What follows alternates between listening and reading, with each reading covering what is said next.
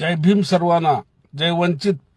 आज लाईव्ह येण्यामागचं कारण मी आज निलंगा शहरामध्ये सहज फिरण्यास फेरी मारली असता, विशेषतः वरच्या वाड्यावर ज्या ठिकाणी संभाजी भैया आणि अरविंद भैया राहतात त्या ठिकाणी गेलो असता त्या ठिकाणी सामसूम आढळून आलं।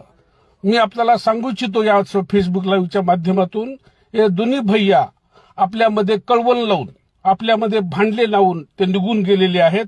आणि त्यांनी काय म्हणते निलंगा, फक्त राजकीय डावपेच टाकून आपल्याला गुमराह करून, या तरुणाला गुमराह करून त्यांनी मताचं अपहरण केलेलं आहे।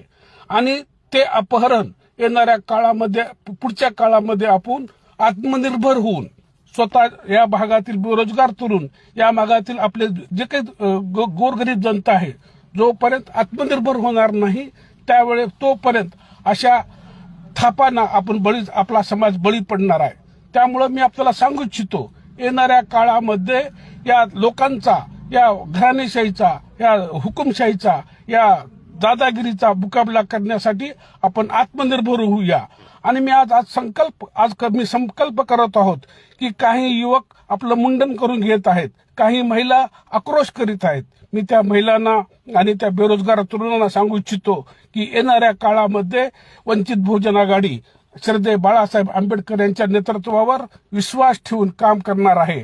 आणि ही लढाई आम्ही अर्ध्यावर सोडणार नाहीत। येणाऱ्या काळामध्ये आपण या भागातील बेरोजगार तरुणांना रोजगार देण्याचा संकल्प करत आहोत। या भागातील महिलांना रोजगार देण्याचा संकल्प करीत आहोत। त्याची सुरुवात मी अशोकनगर पासून करीत आहे। अशोकनगर मधील जवळपास 25 तरुणांना मी येणाऱ्या काळामध्ये रोजगाराची हमी देणार आहे। आणि त्यासाठी आपल्याला विनंती करतोय की आपल्या डोक्यामध्ये जे काही आहे, म्हणजे रोजगार करण्यासाठी किंवा रोजगार आपल्याकडे जे काही गुणवत्ता आहे त्याचा वापर करून आपण आपल्या भागामध्येच रोजगार निर्माण करूया। आणि येणाऱ्या काळामध्ये त्यांना आपण प्रस्थापितांचा आपल्या कामातून, आपल्या म्हणजे ह्याच्या आत्मनिर्भर होऊन त्याचा मुकाबला करूया। आपण मैदान सोडून जाणारी संतान नाही आहोत आपण एवढं। आणि या भागातील विशेषतः अशोकनगर मधील तरुणांना मी सांगू इच्छितो की आपल्याला भीमा कोरेगाव येथे जाऊन दर्शन घेऊन, त्या स्तंभाचं दर्शन घेऊन परत आपल्याला लढाई चालू ठेवायची आहे। येणाऱ्या काळामध्ये कितीही संकट आली तर त्याचा आपल्याला मुकाबला करायचा आहे। लोकशाही मार्गाने आपल्याला पुढे जायचं आहे। असे कोणतेही कृत्य आपण करायचं नाही, मुंडन करायचं नाही, रडायचं नाही, लढायचं आहे। आणि आपल्याला स्वतःच्या पायावर आत्मनिर्भर व्हायचं आहे। आपल्याला दाखवून द्यायचं आहे, मी दाखवून देणार आहे एक पशुवैद्यक काय करू शकतो। एक पशुवैद्यक आमदारापेक्षा जास्त बेरोजगार तरुणाचे काम करू शकतो। एक पशुवैद्यक शेतकऱ्याला त्यांच्या योजनेच्या पेक्षा आत्मनिर्भर करण्यासाठी किंवा त्यांना आर्थिक फायदा हा पशुवैद्यकच करू शकतो।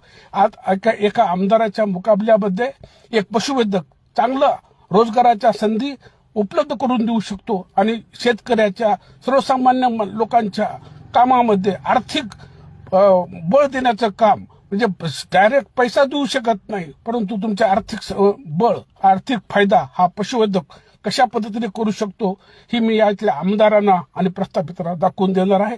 त्यामुळं आपण खचून न जाता आपण भीमा कोरेगाव येथे जाऊन त्या स्तंभाचं दर्शन घेऊन आपण आपलं काम चालू करूया, एवढंच सांगतो। जय भीम, जय वंचित।